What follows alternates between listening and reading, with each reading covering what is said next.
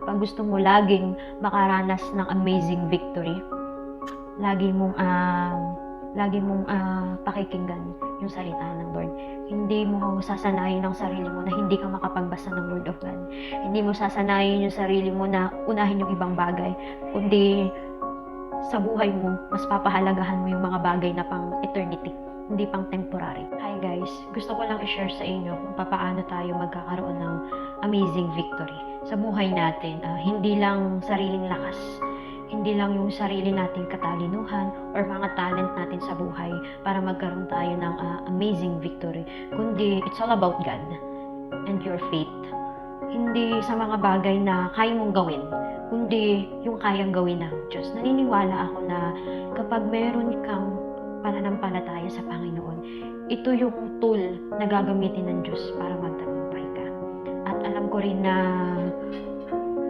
habang dumaranas ka ng mga iba't ibang sitwasyon, kapag meron kang pananampalataya sa ating Panginoon, nagbibigay po ito ng kalungguran sa Diyos. At hindi hinahayaan ng Panginoon na lahat ng nananampalataya at nagtitiwala sa Kanya is hindi niya hayaan na bumagsak. Kaya every time na naniniwala ka sa mga pangako ng Diyos, gagawin ng Panginoon yung mga pangako niya sa buhay mo. Basta panghawakan mo lamang yung mga promise ng Diyos. Siyempre, kung hindi mo alam ang promise ng Lord, ibig sabihin, yung salita ng Lord, wala sa puso natin. Pero, the more na pinangahawakan mo ang promise ng Lord, yung salita ng Diyos, kailangan nakikita po yan sa buhay natin. Ayan. So, nagkakaroon ng amazing victory ang isang tao. Always remember, dahil sa kanyang faith sa Panginoon. Hindi po dahil sa sarili mong galing. Hindi dahil sa mga magagandang bagay na nagagawa mo, marami kang pera, let's say, maganda yung work mo. Hindi po dahil doon, kundi po dahil sa pananampalataya mo. Amen? So, ano ba yung dapat natin gawin para ma-receive natin yung pangako ng Diyos at magkaroon po tayo ng amazing victory sa ating buhay? Lagi mong tandaan, kapag hindi mo kasama ang Diyos, hindi po maganda yung mangyayari sa buhay natin. Pero kapag kasama mo ang Panginoon, tiyak magtatagumpay ka po sa lahat ng iyong mga gagawin. So, ito po yun, yung mga tip para ma-receive mo yung pangako ng Diyos at magkaroon ka po ng amazing victory sa buhay mo is number 1, yung pagiging tapat sa kabila ng mga pagsubok.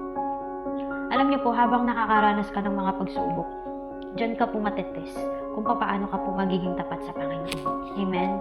Pero huwag mong tatanungin na, Lord, bakit tinetest mo ako? Kailangan ko pa ba to? Kasi mismo si Jesus, tinest din po siya. At lahat po tayo, makakaranas po talaga tayo ng mga pagsubok. Kasi ang pagsubok po, ito po ginagamit ng Lord para maging matatag ka. Amen? Kapag ang isang tao is hindi matatag, hindi po siya nakakaranas ng victory. Pero kapag ikaw mismo magiging matatag ka, wow, ano man yung mga dumaan sa buhay mo, let's say mahirap man yan, mabigat man yan, pero kapag meron kang faith sa Diyos, matatag ang pananampalataya mo, tiyak magtatagumpay ka sa hamon ng buhay mo, sa lahat ng sitwasyon na darating sa buhay mo. Amen? So number 2, para magkaroon ka ng amazing victory, huwag mong kalimutan na laging sambahin ang Panginoon. Amen? Ayan, huwag mong kalimutan na magkaroon ng time sa Diyos. Kasi yun po yung mga gatherings natin na imimit natin si Lord. Every time na nag-worship ka, lagi pong ipaparanas ng Panginoon yung presence niya. Yung love niya, naku-full charge ka sa presence niya. Amen? At kapag ikaw mismo, meron kang lakas ni Lord, wow, diba? Ang sarap gumawa, ang sarap tumakbo dun sa battle. Amen? Ang sarap makipag-laban dun sa mga pagsubok. Kasi bakit? Lagi kang ready. Kasi hindi ka nag-aalinlangan na i-battle mo yan, ilaban mo yan. Kasi alam mo na may source ka ng lakas. Kaya wag mong kakalimutan na mag-worship sa Lord. Pray. Mag-pray ka, kumanta ka sa Lord, awitan mo siya, and meditate His Word. Huwag mong kalimutan na mag-meditate ng Word kasi bakit? Ang salita ng Diyos, ito yung source ng strength mo. Ito yung source ng iyong ng protection mo. Amen? Kaya sa buhay natin, alam nyo, nakakalungkot. Maraming mga Kristiyano ang nawawala ng time sa prayer. Akala nila kapag awatin sila na Sunday service is enough na yon. Pero no. Kapag gusto mo laging i-meet si Lord, alam mo, hindi ka magkukulang sa love. Hindi ka magkukulang sa joy. Hindi ka magkukulang sa strength. Kaya, lapit lang sa Lord. Amen? Worship sa Lord kung dumaranas ka ng mga pagsubok sa buhay mo. And number 3, para mas maranasan mo yung amazing victory, applying His Word sa ating buhay. Amen? I-apply natin yung salita niya sa ating buhay. Alam niyo, walang halaga yung mga naririnig natin kung hindi natin ina-apply. Nonsense yun. Pero kapag ikaw, matalino kang tao, hindi mo basta-basta aaksayahin yung mga kapaki-pakinabang na salita. Kundi lagi mo yung pakikinggan, i-receive mo at i-apply mo. At lahat ng mga naririnig mo na inilalagay mo sa iyong puso at isip, alam mo ba, lumalago yun.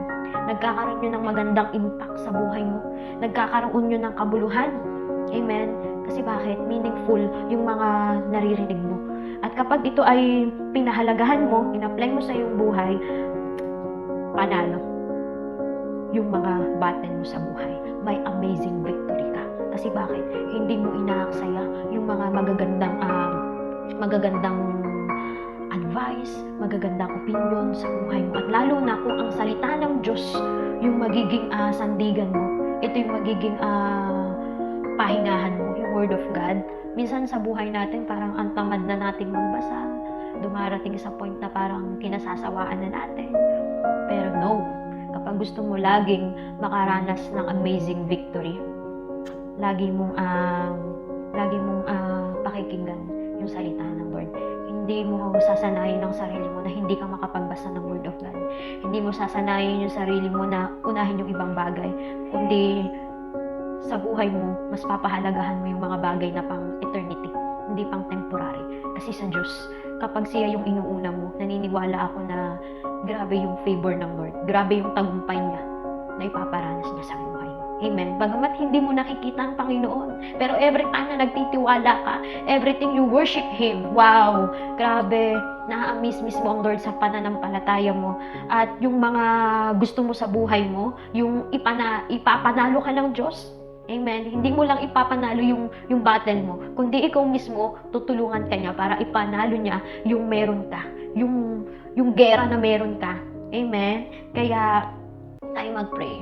Lord, Father God in heaven, sa lahat ng mga nakakaranas, Panginoon, ng struggle, sa lahat ng nakakaranas, Panginoon, ng kahirapan sa buhay nila, Lord, I rebuke, inaalis ko to right now. Kundi dumaloy yung masagana mong pabor sa buhay nila, Panginoon. And I speak healing. Hindi mo pagtatagumpayin ang gawa ng kaaway sa buhay nila. At Lord, naniniwala ako na may maganda kang gagawin sa buhay nila. Sa lahat ng nagtitiwala, makaka-receive sila ng amazing victory, Panginoon. At Lord, I speak blessing.